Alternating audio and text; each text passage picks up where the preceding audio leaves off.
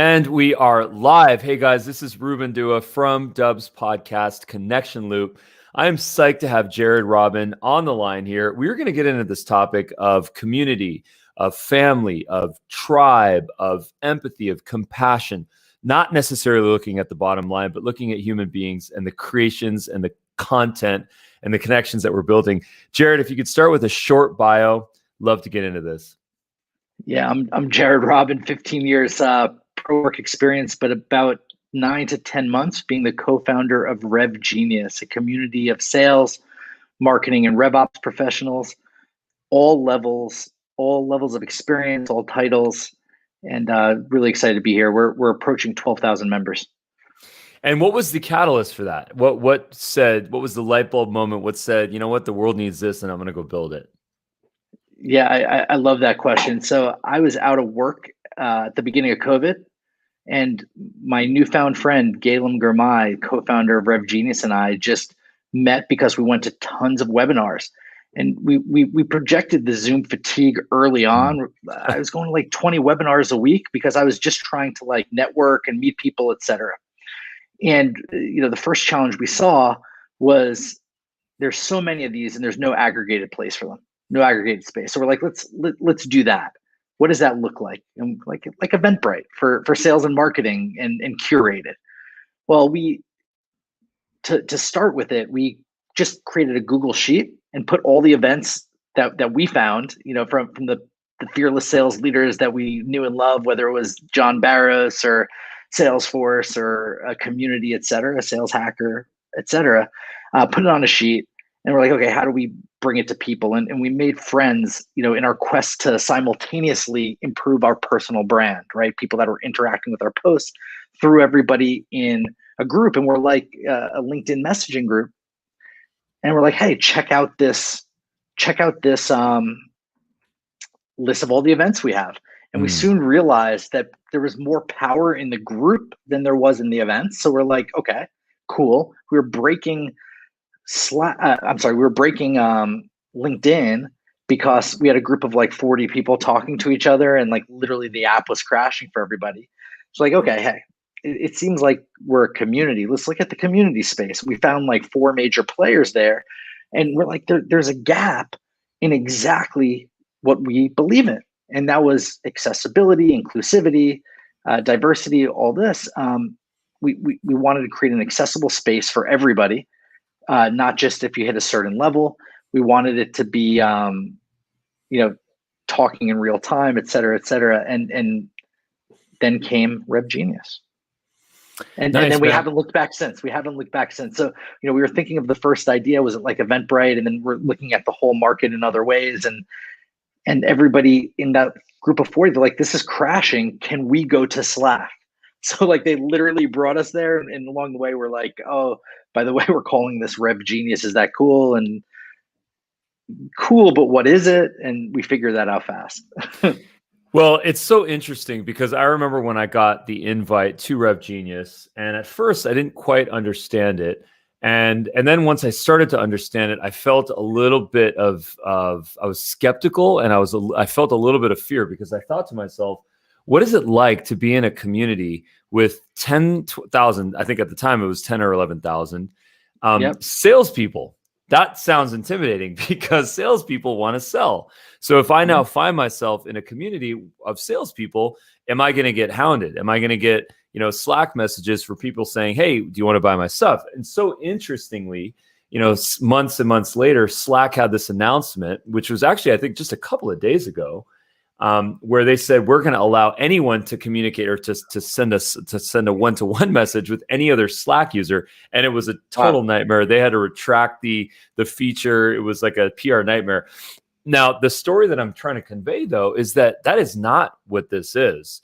Rev Genius is not that. It's such a harmonious place where there's so much curiosity, there's so much community, there's so much value, there's so much content. I have it right here on my screen, and a couple of things that I just want to let you know about that I really appreciate. First of all, the way that you categorize information is the product of a lot of learnings. Because when you are building a tribe and people are communicating information, that information goes anywhere and everywhere it can go. And unless the architects of this create a system by which to organize the data, it yields chaos. And I think that you've really organized this in a way that's ready for scale. This could have 100,000 users on it, all of whom are providing or at least getting tons of value. So what was the process? What was the learning process for you to build a harmonious, balanced ecosystem here?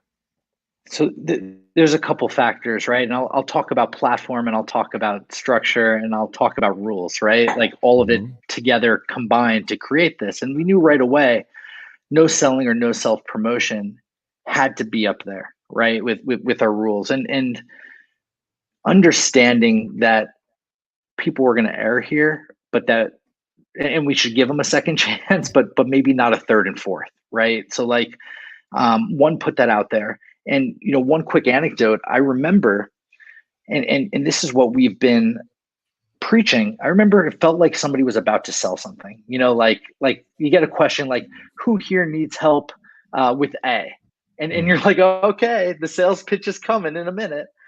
And I pulled that person aside, who here needs help with video? Oh boy, I'm looking at your LinkedIn. He sells video. I'm in for it, right? So I got the warning signal, and granted, I'm not always in the room, so to speak, but you get the idea. So I pulled this person aside. I said, "Were you about to sell something?" And he said, "Yeah." I said, "Do me a favor. First off, don't. But and that's a rule and all that. But try this, right? Because I know that you're here to improve your professional life. And that could mean sell more, that could mean get promoted, that could mean find a job, that could mean find a mentor, mentee, etc." So instead of trying to sell, and he was forward with me and was like, "I'm not that good at sales and all of this." I said, "Okay, we could work with that. Instead of trying to sell your product, why don't you go out and say, 'Hey, I need help selling my product in this like really vulnerable way?'" Because if I'm selling a video platform and I pitch it like, "Oh, it's better, product centric," or understand both we've been taught. But if I go out there with any product and I say, "Hey, I have this product. It's really good. We have some great clients. I'm having trouble," and you put that in a community, you're going to get people to come up and help you. They're going to help you sell better. They're going to offer their time. They're going to offer their mentorship.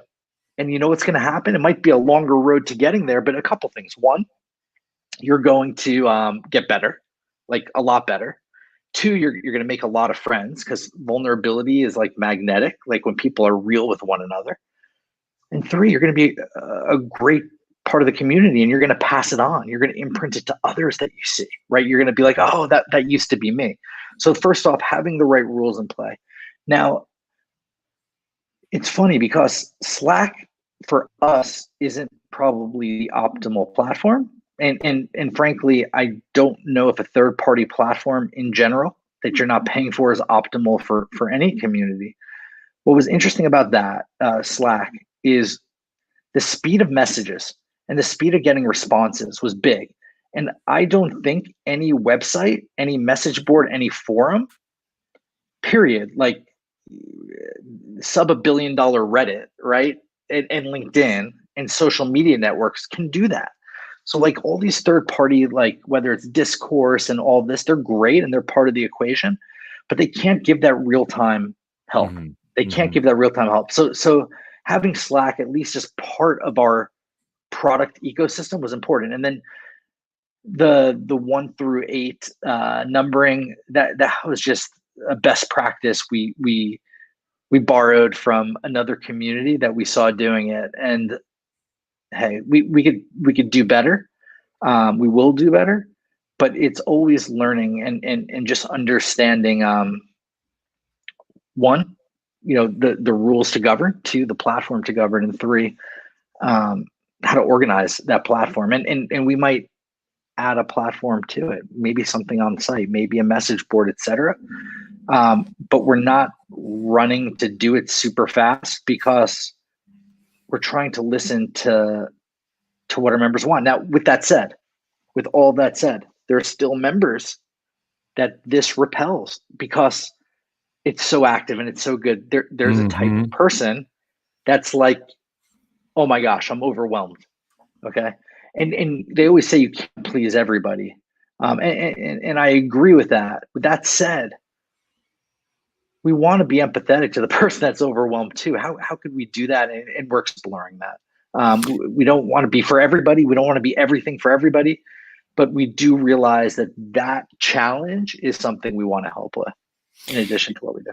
Yeah, I really appreciate the way you kind of laid that out. I'm a early adopter of Slack. I'm a big lover of Slack, but I don't love every aspect of Slack. I mean, I have this kind of mantra, which is I have no problem investing into myself, investing into technology, investing into software. We have a long list of software platforms that we subscribe to that really help us and provide value. Slack is not one of them. We actually, as a team of almost 30 people all over the world, we actually don't pay for Slack. And it's become a little bit of a mantra for us because our philosophy is that if we are paying for Slack, probably the reason why we're paying for Slack is integrations, which, are great, are powerful. And number two is being able to go back and find historical data in Slack. Like I had a conversation 3 months ago, there was a video, there was an image. I want to go back and reference that. I pinned it. Our philosophy is more, don't do that, because Slack is a slightly ephemeral real-time platform. So instead of doing that, what we do in our Slack channel is we have a Google Doc in every single channel. And we go and populate the Google Doc. This is obviously for internal only, and most of the time. And we populate that doc, and then that's the go-to doc. So if we have a meeting, we pop into that. Now, I can see in your case where having a real-time collaborative environment is extremely valuable. I have received and given benefit on RevGenius multiple times. I get that. But you did mention discourse. And the reason why I'm always curious about community forums like discourse, and I'm actually going to share our instance of discourse, because this is, for anyone that doesn't know, discourse is an open source community platform. It looks very similar to a forum. You'll use it. Yeah, it's a Reddit style. It's really good. It's clean. It's simple. But we use this for our community. Now, using discourse for RevGenius would be interesting, but it wouldn't be as neat. It wouldn't be as powerful because it would be, yes, it's evergreen, but it's not as immediate. So you can't get that immediate support, but at the same time, you do build articles, you do build a community, you build links, and you build contributors. So I'm personally very curious to know, what's in the pipeline for RevGenius. How are you going to attain the best of both worlds? Evergreen content, SEO links that people can access that drive you more traffic and users and collaborations, but then also the real-time vibe, that empathy, that compassion, that curiosity that's bringing people together. Yes, sir. That's my question for you. Where are you headed? What's in your pipeline? What's it going to look like in 6 months? Yeah, so I look at the community tools as 3 types. One, you have third-party off-site instant messaging that tends to have an app with it, whether it's Discord with a D or Slack being 2 of the leaders. I see on-site messaging back and forth, whether it's there's a handful of tools. Tribe.so is one of them, amongst others. And then I see a combination of message boards and Reddit. The UI could be a little different. There's a few of them. Discourse is one of them. So I see all that. And when I say community, where people are talking back and forth, and then one that I put in the back burner, but I've seen a lot of communities use, like Mighty Networks, seems to be great for on-demand content. Okay, but do we build it? Do we use this, et cetera? That's the $1 million question. So what's in our pipeline on site for that? Well, I'll tell you right now, what's happening before any of that is we're going to give the audience really great content. We have RevGenius Mag. It's a digital mag. You could call it a blog, but don't. The difference is it's semantics to some, but to me, it's brand, right? It's brand, and that's big. A blog comes secondhand. A digital mag is the principle, and I want everything to emanate. Plus, it's you don't want to send somebody to a blog. You want to send somebody to your mag, right, to learn more. So, to me, it's not semantics, and having really good content, really good contributors, is big. And we could talk about the SEO potential implications from that and driving traffic, et cetera. But let's talk about having another no cost resource or exchange for being a member that doesn't cost you anything resource for our members. And what's cool is, and what's interesting, and why I'm slower to see the field, because I see everything that's out there, and we could do everything that's out there. We could do the discourse, we could do that. Would that make us that different? Would that make us a category maker, which we are? And you could argue, well, we're on, yeah, but we're category maker. There's micro communities and there's Rev Genius.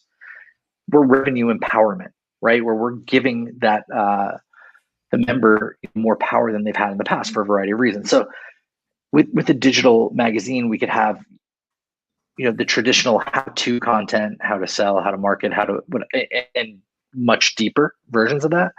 But we could also talk about, the real challenges, the real issues, the real everything, and really give a personality to that, and bring more on-demand stuff, bring more people into it, et cetera. And then if we want to get our community to help contribute to more of an LMS, a learning management system for all, that's interesting too. So we're feeling it out. We want people to be on the site as what's next for obvious reasons, but we want them to get tremendous amount of value from that. And not for nothing, we're thinking about how we could work with our sponsors to develop like the new lunch club. We're talking to Chili Viper, for instance, about booking calendars together, like MVP format, using their product to put 2 people in there. And how can we increase engagement, double down more on what makes Rev Genius. Now, one of the things that I would say, and jobs, of course, and jobs. Yeah. So one of the things that we just kind of wrapped on kicking off, now it's a whole long process for us to properly build this out, is Dubb Academy. So this is the early stages of Dubb Academy, academy.dubb.com. And we are using a third party. We were considering building this in-house, and they're like, why would we do that? There's so many great platforms out there. There's Kajabi. We're using a software platform called GuruCan, which seems to be pretty interesting. And what's interesting about this is that we can build our courses here. So this is not a revenue stream for us, because our revenue stream is dubb.com. It's our software. It's our video outreach platform. So getting people to just take these courses and get the certifications, it just helps us. It's good for business. It's less churn. It's more sticky rates, more people evangelizing. But this process was a lot easier than I thought, because if you can build a video where you can train someone, well, you can build a course. And just by guiding through someone in this case, it's a YouTube video, and some of these we use Dubb, it's a really simple way to educate people. And then I must say that for people that are interested in having that additional revenue stream, it's charging for that. So my question for you is, do you see yourself going into the realm of, pay for education materials? Because you as a resource, as a thought leader, all the amazing people in your network, I mean, the wealth of information that you guys have is pretty second to none. So curious to know where you guys are going to go for education. Yeah. So if the example I've been looking at lately is SaaStr. Are you familiar with it? SaaStr. I feel like I've heard of them, but I haven't researched them. I haven't seen their stuff, but people have definitely mentioned them.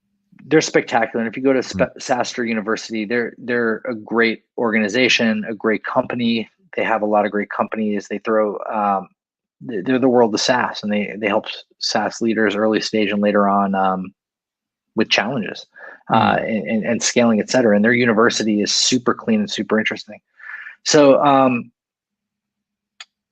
that's relevant. Can you repeat the question? I apologize. I was going on. No, thank you. Thank you for that. So my question is, do you see yourself charging for courses, developing and then charging for courses? So I see potentially charging for memberships. Would courses be part of that? Yeah.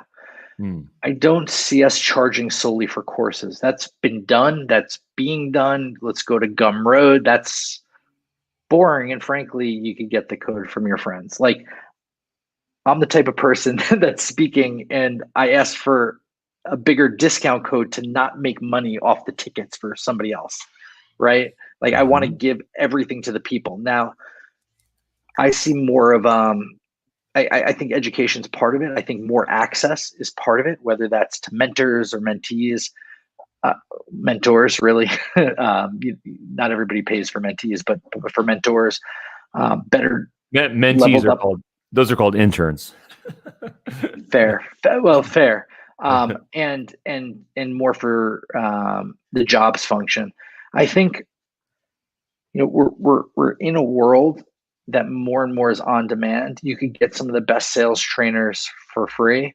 A lot of people are coming up with this school of thought like the content is free, Mhm. executing it and implementing it for you or your organization, that's what you pay for.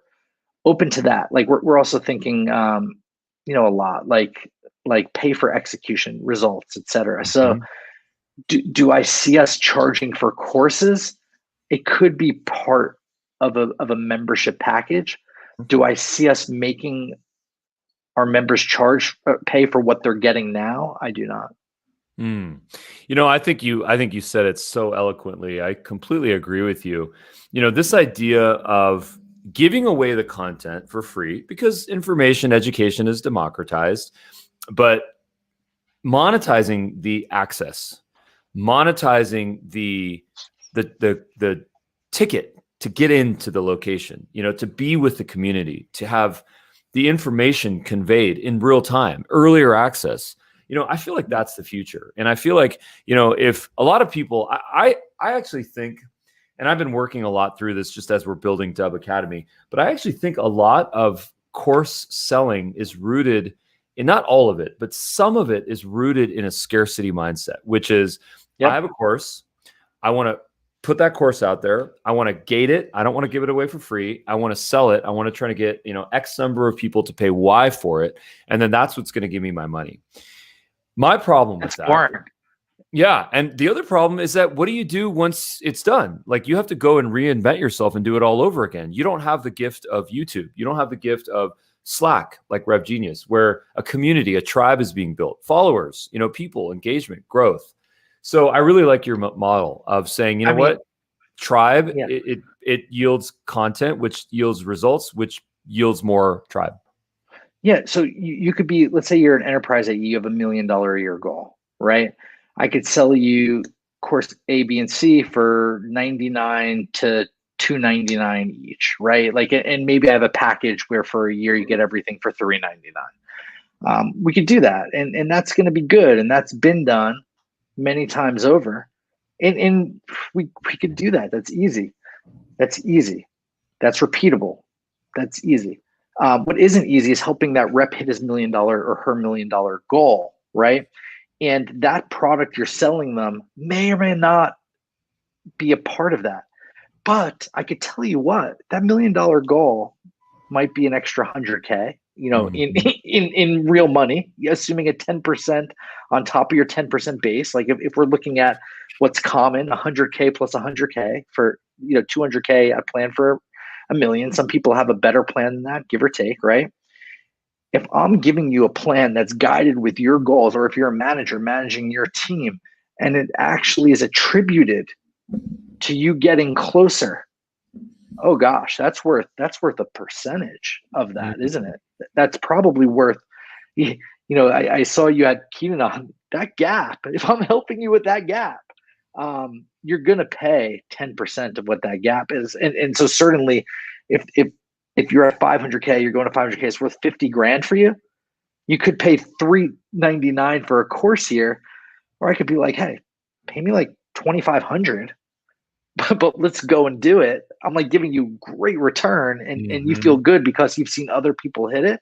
And I'm Right. not saying this, I'm just saying like the value to the human is worth more. I could still charge you 399, or we could charge you that and it's just ridiculous value. But you see the value a bit more in that example, and helping you solve real challenges you have. I personally have bought programs that have been great. Um, and still been fired from the jobs that they were supposed to help. Right? I I've been there. Like literally, that's happened to me. And no program is going to keep you in a job, etc. Or is it? Or is something actually going to help you and be your not work mandated PIP that's going to help you through that? So how can we think Yeah. differently to help folks? But yeah, let's do 149. Let's sell 1,000 of them. Let's crush it, as they say. Right. And let's do that. But anyway, I'm just challenging the status quo, and there's companies that are thinking the same way. And it could be more, and we don't have to make the person pay that, right? The company might pay that on their behalf Yeah. because You they know, want their people and they want to hit their numbers, and they'd rather pay $2,500 a rep than right. churn reps. The simple truths that I really pull from when I hear you say this, and thank you for that because it's inspiring. I totally agree with you. I The just need simple to think outside the box. Yeah. Yeah, But go man. on, I apologize. Totally. Totally. Yeah. The simple truths are that we actually know a lot more than we think we do. Mhm. There's no course that's going to teach us how to do something and that's going to save us and that's going to teach us some completely new method. That's just time on task. That's experience. It's accelerating experience. You can get experience from having a mentor, from reading a book, from watching a video, from doing the exact task, or a combination of all of those things. What the commitment though that we connect to when we join a group like Rev Genius is we want to be excellent. We want to be results driven. We want to be with like-minded people that are about gaining success, winning people, conveying value, getting value, mutual benefit, and just raising all boats. And that commitment, sometimes when we spend money, it's so much better because we're committed. And when something's free, we don't always value it, So I feel like your model, the place that you're going to, at least, is the future. It's content, it's community, it's commerce. It's all these beautiful things, man. I'm a fan. Keep doing what you're doing. We can't wait to get more content from you. Please provide any closing notes. Where can we learn more about Rev Genius, your website, you on social channels? Love to connect here. Yeah, awesome. And in closing marks with that, you need to invest something. We're so often fascinated, fixated with investing dollars, and that's certainly one way to do it. But if you're building your brand's important, and it's investing time to do that, or joining a group, like you're going to invest either time or money, right? And in closing, love our community. Really appreciative to be here today and share some of these tips and facts, and had a great conversation. RevGenius.com. You could hit sign up for no cost, either top right or join now. It's semantics. And once you get in, you answer some questions and then come right into the Slack. If as you're on the screen here, the mag leads to the mag, and there's a spectacular article on automation and getting in the door and stuff like that. If you look at the sales process automation, the good, the bad, and ugly, super, super cool stuff there. And really want to hear your feedback throughout. We're trying to help you all. Appreciate you. Connect with me on LinkedIn, Jared Robin /in/Jared Robin, or email me, jared@revgenius.com. I don't shy away from one-to-one contact. I appreciate you. Well, thank you so much, Jared. See you on the next one. This was great. Thank you so much. Stick around for some notes, man. Thanks again.